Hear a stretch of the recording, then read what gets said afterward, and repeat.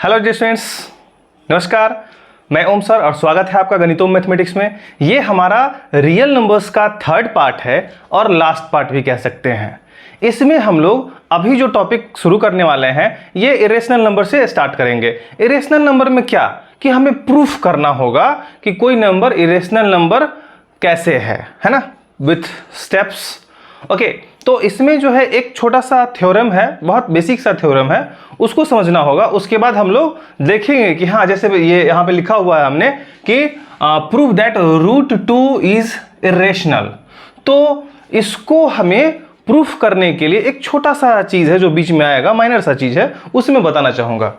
अच्छा, एक कोई नंबर ले लेते हैं, मान लेते हैं कि 25 है। एक्चुअली वो 5 का स्क्वायर है, ठीक है। 5 का स्क्वायर है, तो 5 का स्क्वायर अगर हमारा 5 से डिविजिबल है, 5 का स्क्वायर अगर 5 से डिविजिबल है, यानी कि 25 अगर 5 से डिविजिबल है, तो इसका स्क्वायर रूट भी यानी कि 5 भी 5 से डिविजिबल होगा, ठीक है। जैसे 16, एक दूसरा नंबर ले लेते हैं। 16 अगर 2 से डिविजिबल है, जो कि एक स्क्वायर नंबर है, यानी कि वो 4 का स्क्वायर है, तो 4 का स्क्वायर अगर 2 से डिविजिबल है, यानी कि 4 भी 2 से डिविजिबल होगा। यानी कि किसी नंबर का स्क्वायर अगर किसी पार्टिकुलर नंबर से डिविजिबल है, तो उसका जो है स्क्वायर रूट भी उस नंबर से डिविजिबल होगा। यानी कि 4 का स्क्वायर अगर 2 से डिविजिबल है, तो 4 भी 2 से डिविजिबल होगा।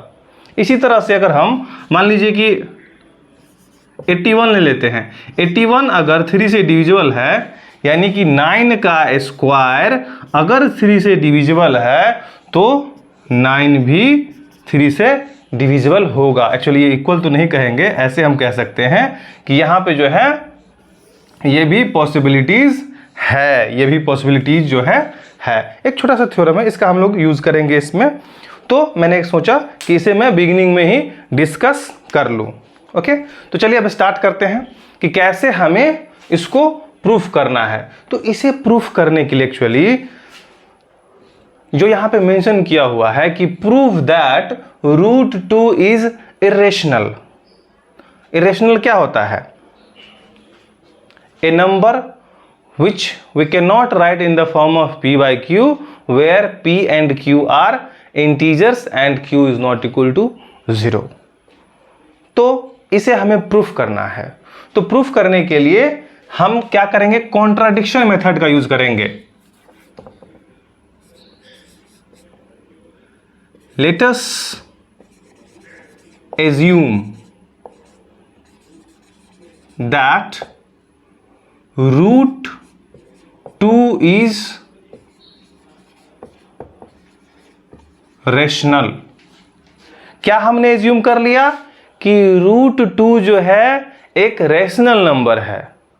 हमने जस्ट उसका अपोजिट ले लिया है और हमें क्या करना है? इसी स्टेटमेंट को लास्ट तक फॉल्स साबित कर देना है। तो ये स्टेटमेंट साबित हो जाएगा कि फॉल्स है, जो हमने माना है, तो ये प्रूफ हो जाएगा कि इरेशनल है, ठीक है। इसे कॉन्ट्राडिक्शन मेथड कहेंगे।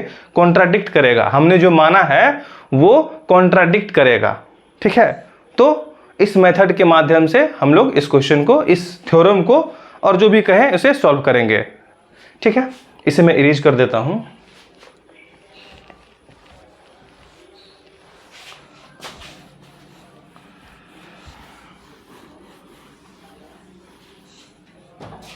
अच्छा, जब हमने ये माना कि रूट 2 एक रैशनल नंबर है, तो कुछ सोचना होगा रैशनल नंबर के बारे में, लाइक p बाई क्यू के जैसा, ठीक है।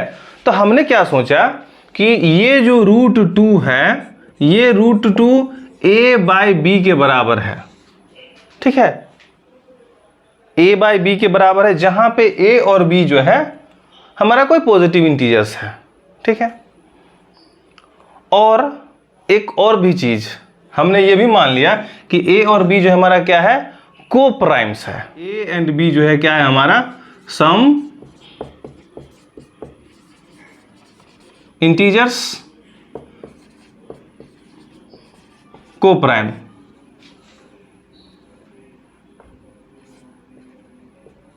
ठीक है, को प्राइम। अब इसी को हमें क्या करना है, आगे प्रोसीड करना है, ठीक है। तो हम क्या करते हैं, इसको स्क्वायर कर देते हैं, स्क्वायरिंग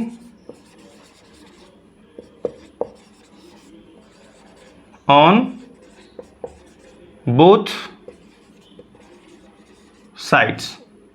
तो स्क्वायर जब करेंगे तो क्या हो जाएगा हमारे पास, 2 = a² बाय b²। इसे मैं फर्दर अगर प्रोसीड कर दूँ, इसे इधर शिफ्ट कर दूँ तो 2b² क्या हो जाएगा, a²। और फर्दर में प्रोसीड करूँ तो ये क्या हो जाएगा, b² a² बाय 2। अच्छा, अब यहां पे देखिएगा कि a² को 2 डिवाइड कर रहा है, a² को 2 डिवाइड कर रहा है। और अभी थोड़ी देर पहले जो मैंने एक एग्जांपल लिया था कि किसी नंबर के स्क्वायर को अगर कोई नंबर डिवाइड करता है, यानी कि उसके स्क्वायर रूट को, मीन्स पार्टिकुलर उसको भी उससे डिवाइड करेगा। यानी कि a जो है, a को अगर डिवाइड कर रहा है, इट मीन्स क्या कि यहाँ पे इसका फैक्टर है। हमने माना क्या था कि a और b क्या है, सम इंटीजर्स और को प्राइम है, अदर देन 1 कोई दूसरा फैक्टर नहीं है। लेकिन यहाँ पे क्या आ रहा है, अदर देन 1 फैक्टर, एक 2 दिख रहा है हमें फैक्टर, ठीक है। चलिए, तो हम क्या मानते हैं कि a जो है, a के पास कोई फैक्टर 2 है और यहाँ पे c भी जो है कुछ कोई इंटीजर ले लेते हैं। हेयर यहाँ पे ये लिख देते हैं सपोज, हाँ। और क्या हो जाएगा, c हमारा क्या हो जाएगा, सम इंटीजर, ठीक है। तो ये चीज हमने एज्यूम किया, इसकी वैल्यू हम क्या करेंगे, इसके जगह पे पुट कर देंगे। सारा काम जो है सपोज पे ही चल रहा है, ठीक है। तो इसमें ज़्यादा घबराने की ज़रूरत नहीं है। हमने क्या किया कि जो √2 था वो इरेशनल कह रहा था, हमने क्या किया, उसको रेशनल माना, जस्ट उसका अपोजिट माना जो कह रहा था। उसके बाद उसका स्क्वायरिंग किया, स्क्वायरिंग करने का, चेंज करने के बाद हमने ये पाया कि a² जो है को 2 डिवाइड कर रहा है, यानी कि a को भी 2 डिवाइड करेगा। तो यानी कि a मीन्स a में जो है एक कोई फैक्टर 2 जरूर होगा, ठीक है। तो a = 2c लिखा। अब जो है इसको पुट कर देते हैं, इस वैल्यू को इसमें पुट कर देते हैं। तो ऐसे आएगा हमारा क्या, b² = 2c का होल स्क्वायर अपॉन 2, यानी कि b² = 4c² upon 2, b² = 2c², ठीक है। इसको मैं फिर, अब हम लोग क्या करेंगे, इस तरीके से लिखेंगे कि b² अपॉन 2, इस 2 को इधर शिफ्ट कर देते हैं, that is equal to c², ठीक है। तो अब यहां पे क्या हो रहा है, b² को 2 डिवाइड कर रहा है। फिर से वही वाला थ्योरम, कि अगर b² को 2 डिवाइड कर रहा है, इसका मतलब क्या कि b को भी जो है डिवाइड करेगा। तो इससे क्या पता चलता है कि यहां पे a और b में जो है फैक्टर है, क्या फैक्टर है। सो यहां पे लिखता है here a and b have at least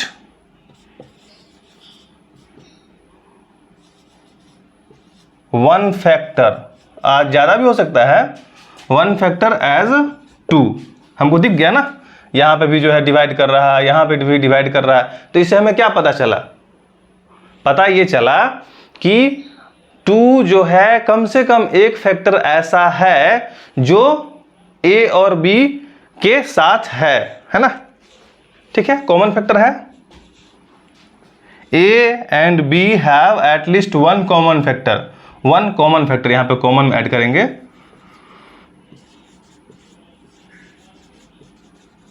common factor, ठीक है। तो यहां पे क्या होता है, इससे हमें क्या पता चलता है, यहां पे लेकिन तो कॉन्ट्राडिक्ट हो रहा है, but this contradicts the facts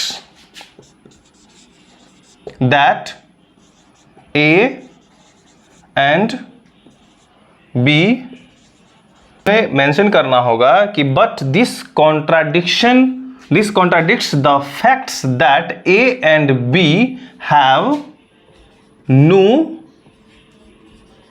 other factors than 1, क्योंकि हमने शुरू में ही को प्राइम माना है, शुरू में ही हमने क्या माना है, ए और बी को को प्राइम माना है ना। तो हमें जिस चीज की जरूरत थी, जो हमने बोला था बिगिनिंग में कि हमें क्या करना है कि जस्ट अपोजिट मानना है और वो कॉन्ट्राडिक्ट करेगा और फिर हम जो है अपनी चीजों को प्रूफ कर पाएंगे। ओके, तो यहां पे लिखेंगे this contradiction has arisen due to our wrong assumption।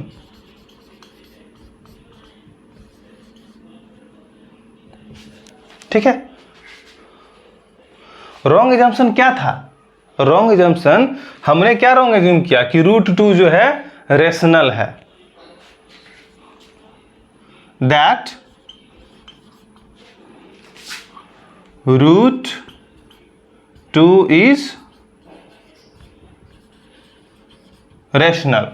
ठीक है, तो मैं एक्चुअली कलर चेंज करने का मकसद ये था कि आप ये समझ पाएं कि यहाँ पे जब हमें पता चल जाता है, जब हमें यहाँ पे पता चल जाता है कि ए और B have at least one common factor as a 2, यहाँ पे जो है एटलीस्ट वन कॉमन फैक्टर है जो दिख रहा है, और उसके बाद लिखेंगे ये क्यों, but this contradiction contradicts the fact, ये कॉन्ट्राडिक्ट कर रहा है। तो ये सेकेंड लाइन हो जाएगा और यहाँ पे जो है थर्ड लाइन हो जाएगा, दिस कॉन्ट्राडिक्शन क्यों ऐसा अराइज हुआ, अराइज हुआ वो ये यूं हुआ क्योंकि हमने रॉन्गली एज्यूम किया था। ठीक है, इसीलिए अराइज हुआ। तो अब हमें क्या लिखना पड़ेगा, सो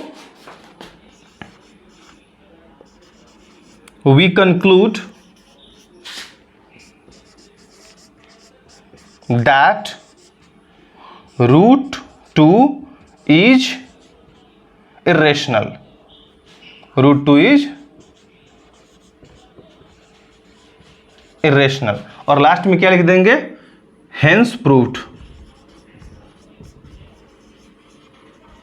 ठीक है, ये जरूर से जरूर लिखना है। ठीक है, हेंस प्रूव्ड। ओके, तो चलते हैं अगले टॉपिक पे। तो इसके लिए मुझे इरेज करना पड़ेगा।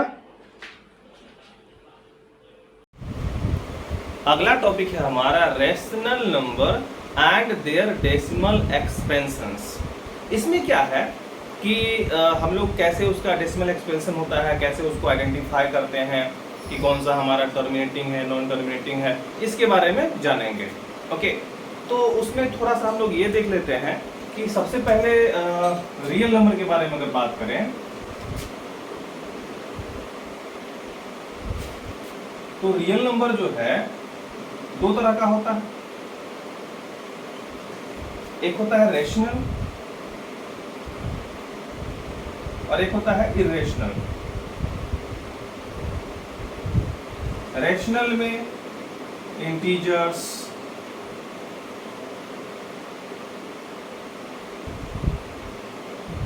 होल नंबर,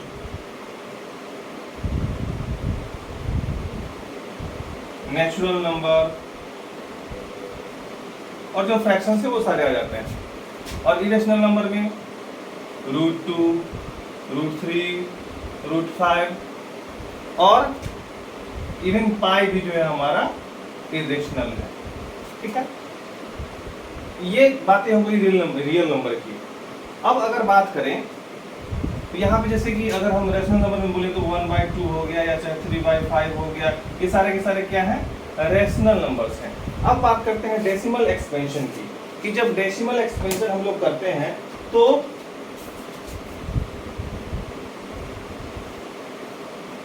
क्या इसका कैटेगरी बनता है। तो डेसिमल एक्सपेंशन में जो है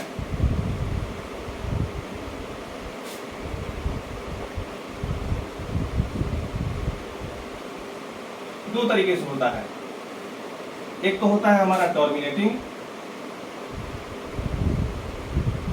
एक होता है हमारा नॉन टर्मिनेटिंग।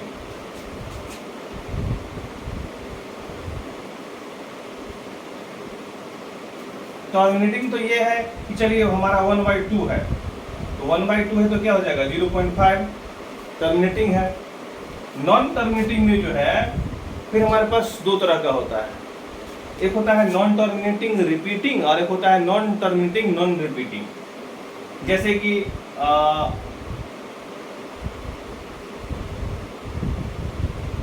रिपीटिंग की अगर बात की जाए तो सपोज कीजिए कि 16/3 अगर लेके चले 16/3 तो 5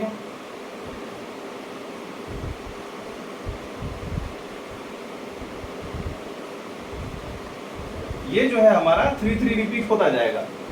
16/3 5.3333 ये हमारा रिपीट होता जाएगा। तो ये हमारा क्या है नॉन टर्मिनेटिंग रिपीटिंग है, ठीक है।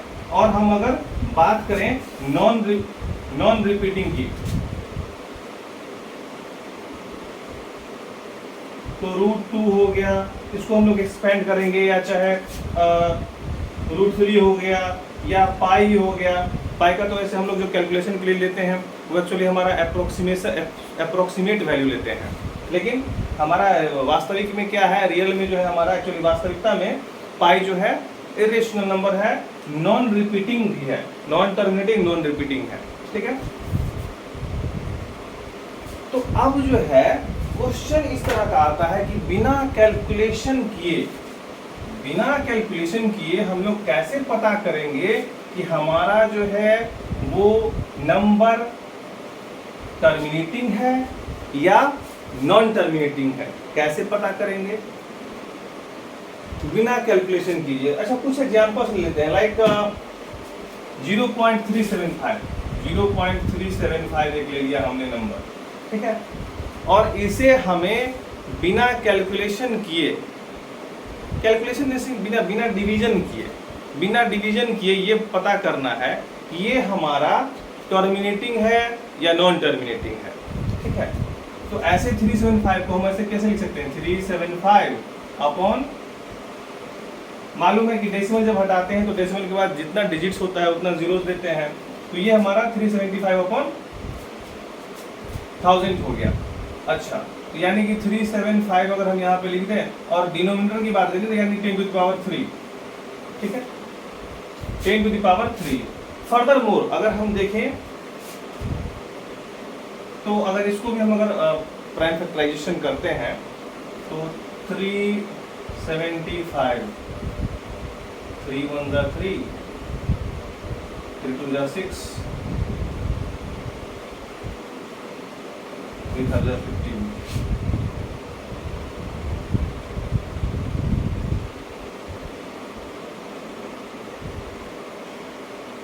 तो 3 × 5⁻3 और यहाँ पे जो है हमारा 5⁻3 × 2⁻3 ये जो है 10 है, इसको हम लोग 5 × 2 या 2 × 5 कर सकते हैं। ये तो हमारा वैसे कैंसिल हो जाएगा, तो हमें क्या मिला 3/2⁻3। तो देखेंगे यहाँ पे क्या है 2⁻3 है डिनोमिनेटर में, ठीक है। एक चीज ये हो गया।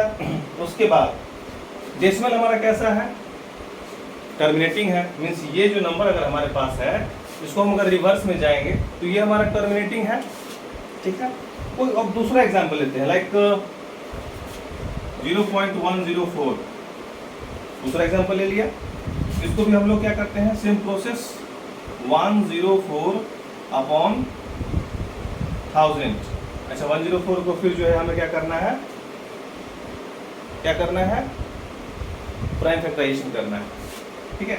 तो प्राइम फैक्टराइजेशन करेंगे, यहाँ पे करके देख लेते हैं 104 2 5 10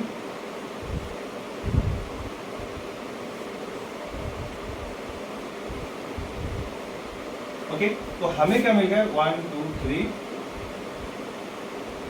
2⁻3 × 13 और ये 1000 जो है हमारा 10⁻3, उसको फर्दर मोर ऐसे लिखते हैं 2⁻3 × 13 upon 2 to the power 3 into 5 to the power 3। इसको हम लोग 10 को लिख सकते हैं 2 इंटू 5।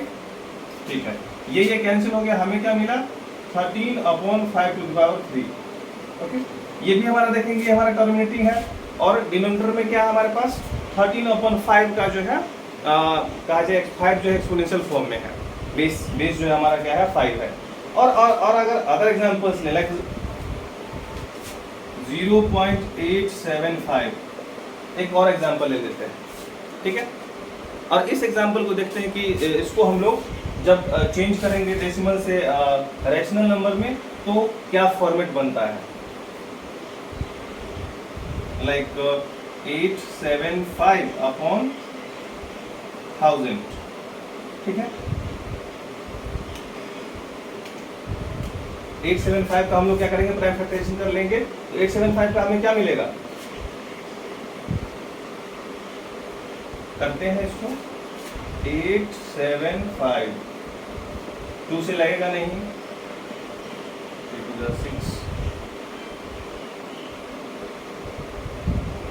3 से भी नहीं होगा तो 5 से, 5 1 जा 5, 5 7 जा 35, 5 5 जा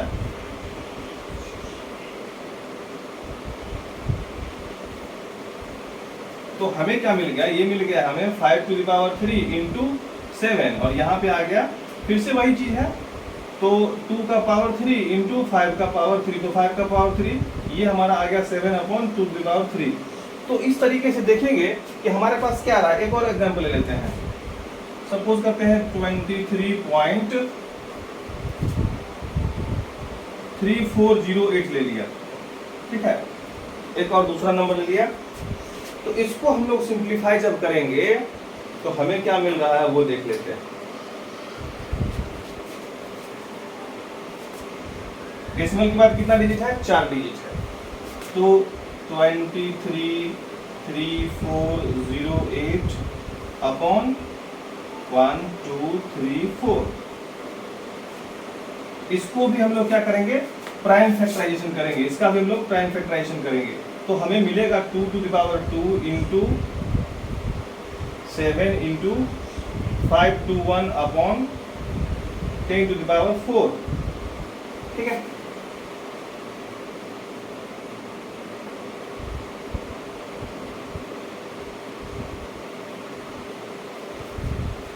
ठीक है। तो यहाँ पे क्या होगा कि अब अगर इसे हम फिर आगे सिंप्लीफाई करेंगे तो हमें क्या मिलने वाला है यहाँ पे,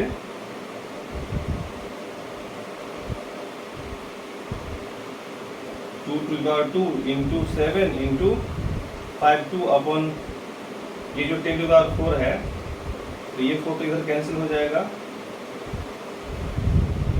तो हमें मिल जाएगा 5 टू द पावर 4। इसे सिंप्लीफाई करके देख लेंगे। ओके, और अगर कुछ समस्या हो तो मुझे कमेंट बॉक्स में बता देंगे जरूर कि क्या यहाँ पे समस्या आती है। तो हमें मिलता ये है, यहाँ पे हमने देखा ये कि डिनोमिनेटर में हमें या तो 2 का जो है प्रोडक्ट मिल रहा है या 5 का प्रोडक्ट मिल रहा है या 2 या और 5 का बोथ का मिल रहा है।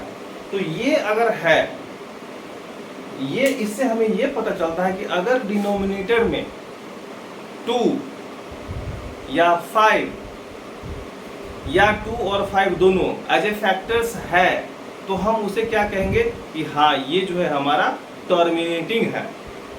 अगर इसके अलावे कुछ आता है तो हम लोग बोलेंगे नॉन टर्मिनेटिंग है। ठीक है, इसके अलावे अगर कुछ आता है तो हम लोग क्या बोलेंगे, नॉन टर्मिनेटिंग है। ठीक है, और नॉन टर्मिनेटिंग में भी क्या आ जाएगा, वो हमारा हो जाएगा नॉन टर्मिनेटिंग रिपीटिंग हो जाएगा वो।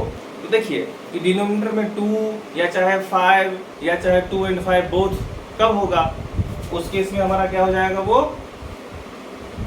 वो हमारा जो है अगर ऐसा चीज रहता है तो वो हो जाएगा टर्मिनेटिंग हो जाएगा, और ऐसा अगर नहीं है तो वो होगा नॉन टर्मिनेटिंग। अगर 2 और 5 के अलावे 2 एंड 5 के अलावे अगर कोई दूसरा फैक्टर आता है डिनोमिनेटर में तो वो हमारा क्या हो जाएगा, वो हमारा हो जाएगा नॉन टर्मिनेटिंग। ठीक है, तो आगे बढ़ते हैं, कुछ क्वेश्चंस को देख लेते हैं और चेक करते हैं क्या वो क्या शो करता है, उसे हम लोग देख लेते हैं।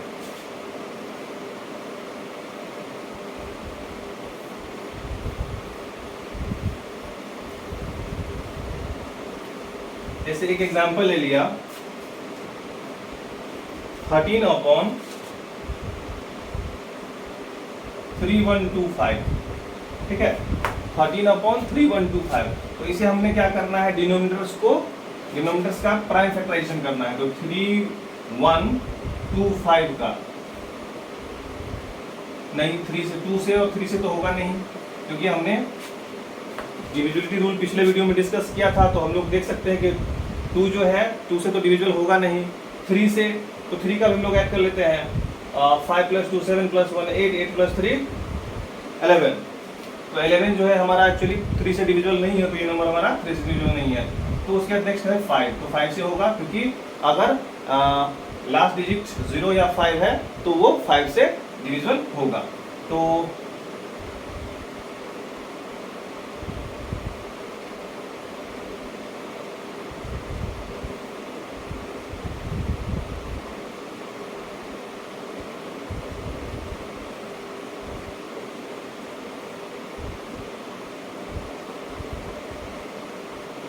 हमारे पास ये आ जाता है 13/5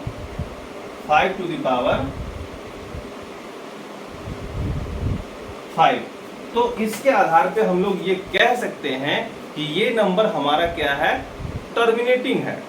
ओके, टर्मिनेटिंग है, क्योंकि यहाँ पे जो है हमें बेस में क्या मिल रहा है, फैक्टर 5 मिल रहा है, सिर्फ और सिर्फ 5 मिल रहा है। 2 भी होता तो भी कोई दिक्कत नहीं था। हाँ, 5 और 2 के अलावे अगर कुछ होता तब हम इसे कहते कि नहीं, ये जो हमारा है नॉन टर्मिनेटिंग है, ठीक है। और नॉन टर्मिनेटिंग में क्या हो जाएगा हमारा, वो फिर रिपीटिंग हो जाएगा। ओके, तो इस वीडियो में इतना ही, मिलते हैं फिर अगले वीडियो में। हमारे चैनल को लाइक, शेयर एंड सब्सक्राइब जरूर करें। इस तरह के मजेदार वीडियोस पाने के लिए बेल आइकन को जरूर दबाएं। Thank you. Stay tuned to गणितों।